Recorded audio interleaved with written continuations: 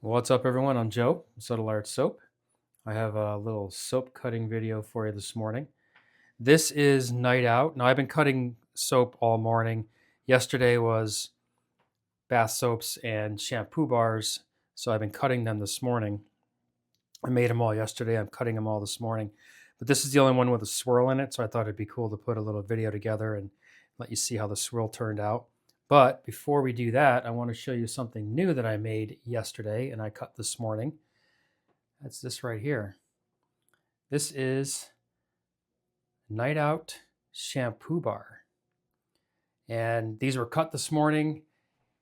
They're going to have to cure for 4 weeks and then they'll be on the website. So that is a brand new shampoo bar that we're going to have next month, and that's Night Out. So let's give this a cut. I'm going to trim this edge off here with the cut. Give myself some samples.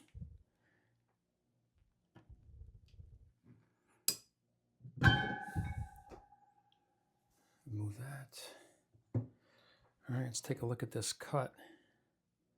Oh, this swirl. Oh, that's nice. It came out very nice.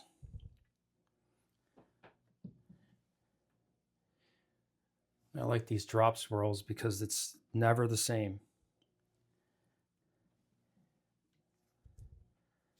I can make this same soap today, use the same technique, and the swirl is going to look different. This one came out really nice. The farmer's market kicked off last weekend, and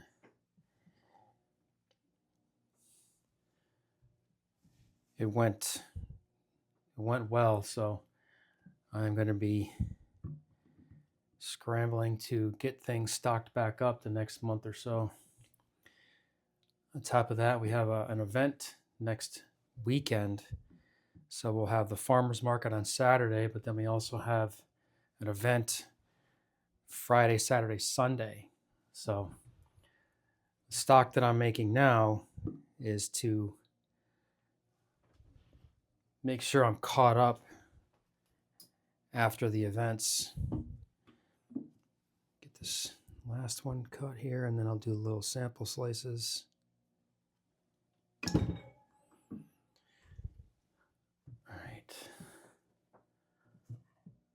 right, that's that.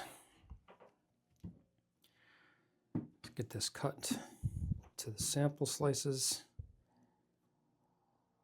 And I told you guys this before. I cut it like this.